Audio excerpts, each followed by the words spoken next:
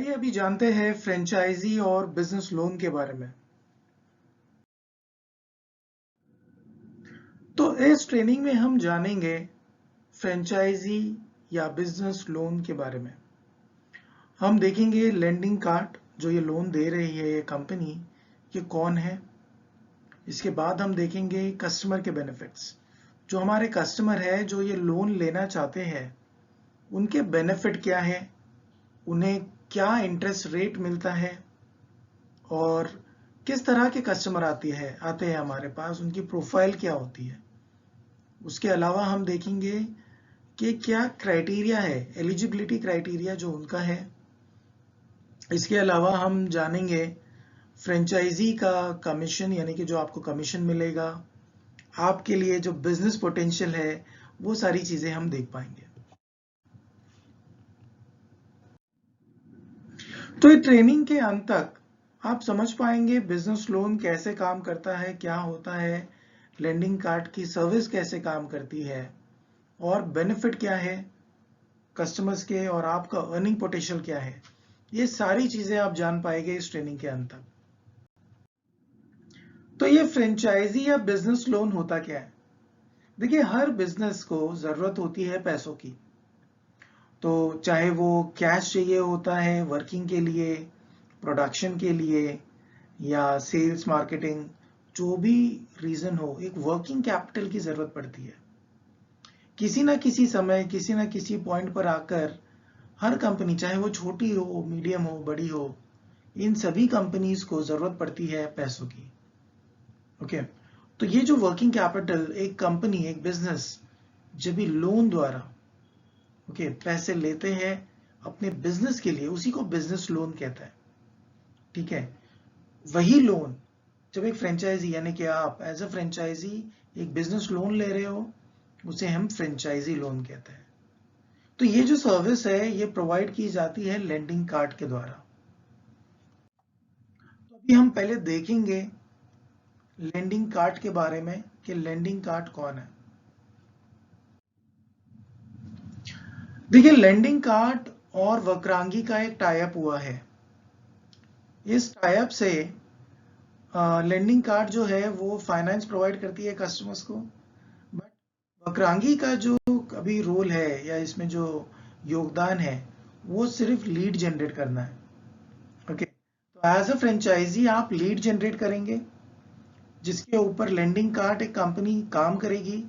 Okay, और वो finance जो है उन कस्टमर्स को देंगे, वही लीड को वेरीफाई करेंगे, वही उनको पैसे भी देंगे, वो सारी चीजें वो मैनेज करेंगे। ठीक है, वक्रांगी और फ्रेंचाइजी का रोल कितना है? सिर्फ लीड जनरेट करने का रोल है।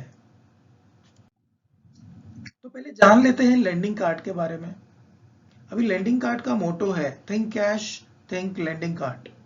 ओके, ये कंपनी एस्टैब्लिश हुई थी अप्रैल 2014 में।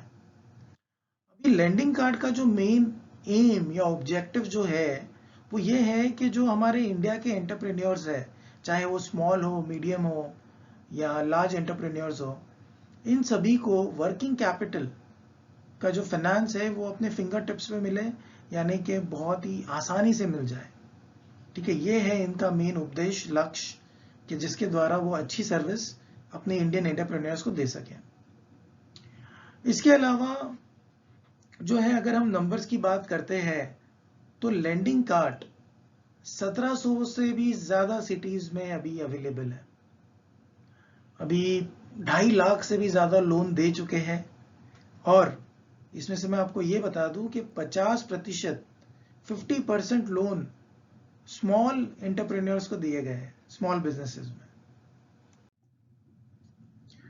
अभी हम देखेंगे कस्टमर के बेनिफिट्स, इंटरेस्ट रेट्स और कस्टमर की प्रोफाइल के बारे में।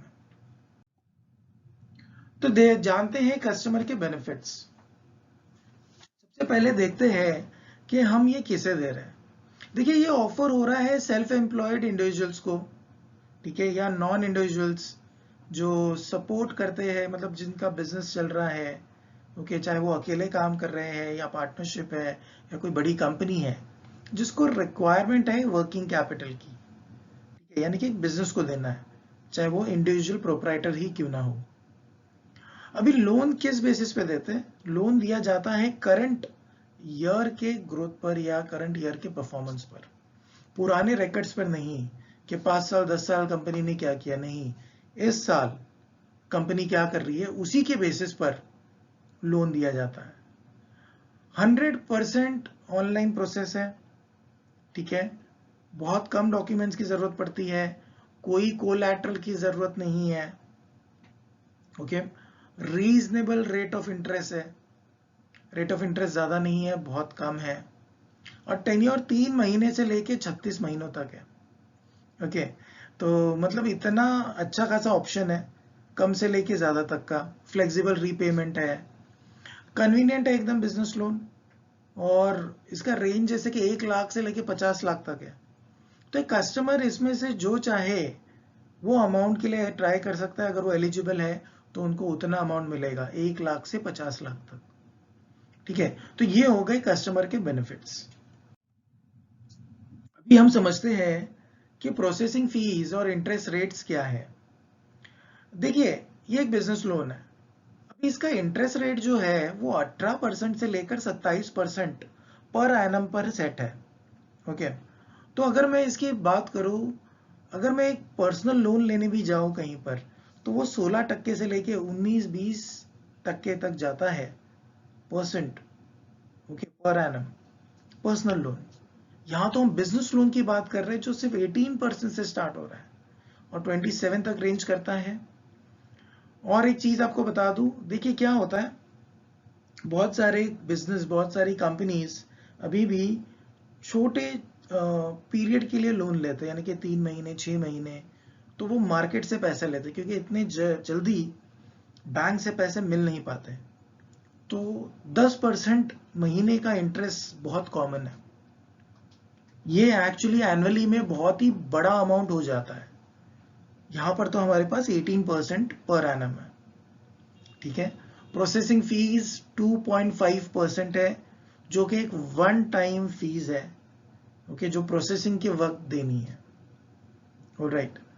उसके अलावा लोन का टेन्योर जो है वो 3 महीने से 3 साल तक का है। प्री क्लोजर के कोई चार्जेस नहीं है, फोर क्लोजर, प्री क्लोजर, यानी कि पैसे जल्दी अगर मुझे भरने हैं तो मुझे अलग से कुछ पेमेंट नहीं करनी। एज अ बिजनेस ये बहुत ही अच्छी बात है, ओके।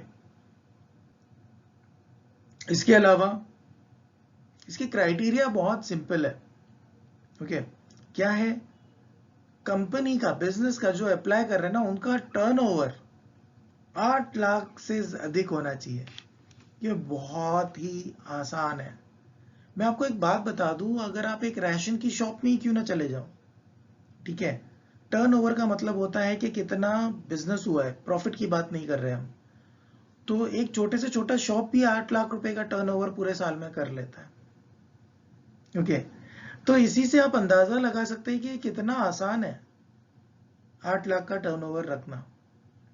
और लोन अमाउंट 1 लाख से 50 लाख, फ्लेक्सिबिलिटी है, मंथली फ्लेक्सिबल पेमेंट हो जाती है, ईएमआई से पे करना है। और जैसे मैंने आपको पहले बताया था ना कि प्री क्लोजर के कोई चार्जेस नहीं है, ओके, मतलब कोई एक्स्ट्रा पैसे नहीं भरने। बाकी सभी बैंक में प्री क्लोजर, फोर क्लोजर जिसे कहा जाता है, 4% का रेट लगता है, मिनिमम 3 to 4%। यहाँ पे ये सब नहीं है।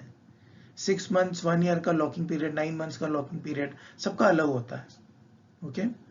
तो यहाँ पर बहुत ही कम रखा है। कितना रखा है? सिर्फ 3 EMI, ओके। पहले 3 EMI आपको भरने हैं, उसके बाद आप कभी भी अपना लोन क्लोज कर सकते हो। तो ये बेनिफिट मिलता है हमारे कस्टमर्स को। अभी अगर हम प्रोफाइल की बात करें कस्टमर्स की, कि किस तरह के कस्टमर आते हैं हमारे पास एक बिजनेस लोन के लिए, तो वो शायद शॉप हो सकता है जिसका खुद के बनाए हुए सेल्फ प्रोफेशनल, जैसे यहाँ पे हम देख पा रहे हैं एग्जांपल, पॉटरी का एक बिजनेस है, बाजू में एक वर्कशॉप देख पा रहे हैं जो इंडस्ट्रियल प्रोडक्ट्स बना रहे हैं, नीचे भी देख सकते हैं मैन्युफैक्चरिंग यूनिट लगा हुआ है छोटा सा, एक फूड प्रोसेसिंग लगा हुआ है, एक सर्विस इंडस्ट्री है। तो इससे आप अंदाजा लगा सकते हैं कि अलग अलग तरह के बिजनेस आते हैं लोन के लिए, क्योंकि वर्किंग कैपिटल सभी को चाहिए, चाहे वो प्रोप्राइटर हो, पार्टनर हो, बड़ी कंपनी हो, किसी भी तरह का मैन्युफैक्चरिंग या सिर्फ सेलिंग में है, ट्रेडिंग में है, ऐसे बहुत सारी कंपनीज हैं। अभी इतने सारे जो कंपनीज आएंगी तो उनका एलिजिबिलिटी समझना भी तो जरूरी है, ठीक है, और आपका कमीशन क्या बनेगा ये समझना भी जरूरी है, और आपके बिजनेस का क्या पोटेंशियल है ये भी जान लेता है। सबसे पहली चीज एलिजिबिलिटी क्या है। देखिए आपके पास जो कस्टमर्स आएंगे उनका कम से कम 6 महीने का बिजनेस का एक्सपीरियंस होना चाहिए। ओके, दूसरी चीज उनके बिजनेस का टर्नओवर, ओके, 8 लाख रुपया होना चाहिए। बहुत कम है, पिछले 12 महीनों में 8 लाख का टर्नओवर होना चाहिए, इतना ही हम देख रहे हैं। तीसरा, उनकी उम्र एज 21 से लेके 60 इयर्स के बीच में ही होनी चाहिए, राइट। उसके अलावा जो लोकेशन है, ओके, केंद्र का, वो लैंडिंग कार्ड के सर्विसेबल एरिया में होना चाहिए। देखिए आप एक बात समझिए कि आप सिर्फ एक लीड जनरेट कर रहे हो, ठीक है, सब तो लैंडिंग कार्ड को ही करना है, तो इसीलिए लैंडिंग कार्ड का सर्विसेबल एरिया में, लोकेशन के लिस्ट में ये कस्टमर आ रहे नहीं आ रहे, या आपका केंद्र वहां आ रहा है नहीं आ रहा, ये चेक करना बहुत जरूरी है। ओके, गारंटर मैंडेटरी है। ओके, गारंटर जो होता है वो एक ब्लड रिलेटिव होना चाहिए। ओके, उनका सिबिल स्कोर काफी अच्छा होना चाहिए, और अगर उनका सिबिल स्कोर अच्छा नहीं रहा तो दूसरे गारंटर लाने होंगे जो कि अगेन ब्लड रिलेटिव होने चाहिए। अभी इसके पीछे बहुत ही सिंपल सा लॉजिक है। देखिए यहाँ पर एक बिजनेस लोन है, बहुत बड़ा अमाउंट है, कोई कोलैटरल नहीं है, कोई सिक्योरिटी नहीं है, कुछ भी नहीं है, सिर्फ एक गारंटर हम ले रहे हैं।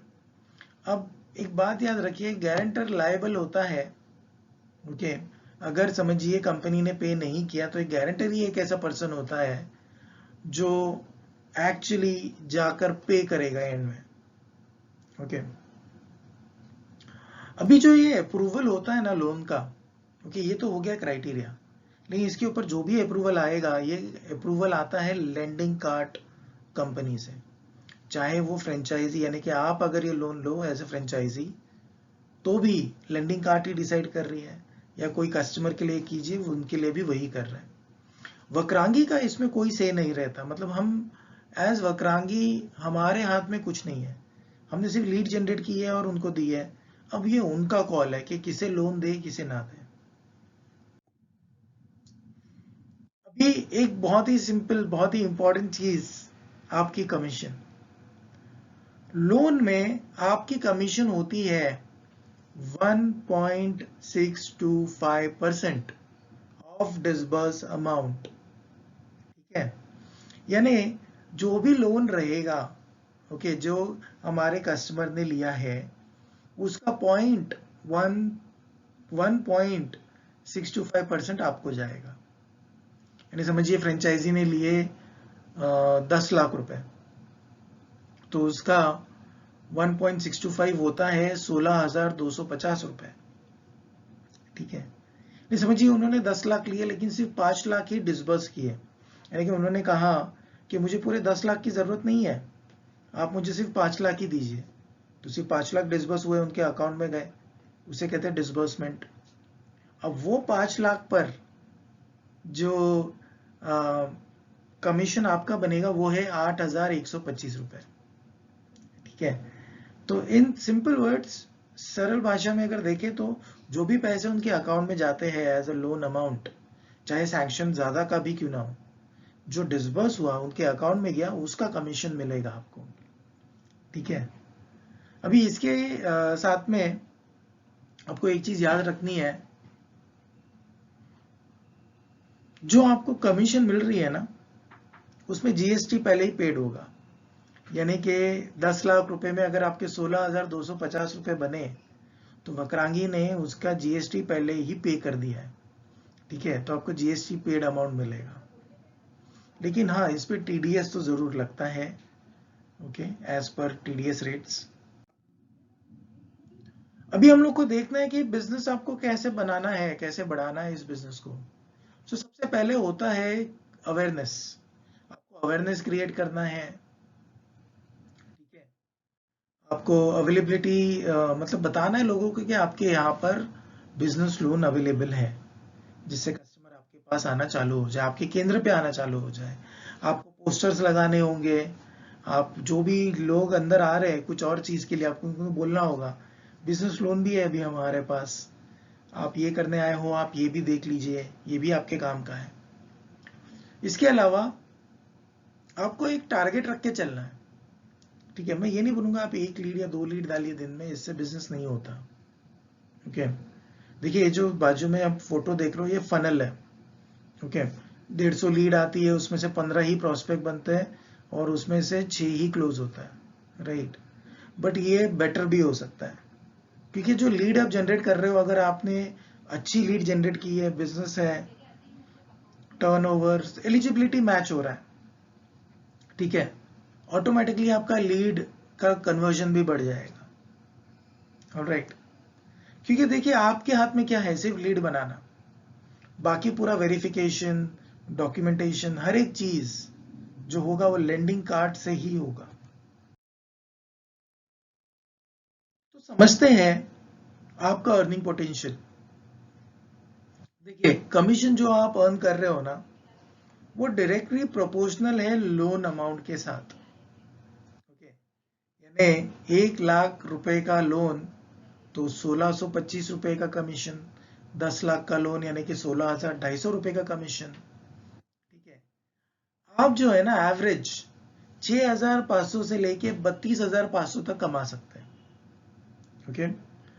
और जो ये लोन का डिसबर्समेंट होगा, बिजनेस लोन है, ओके।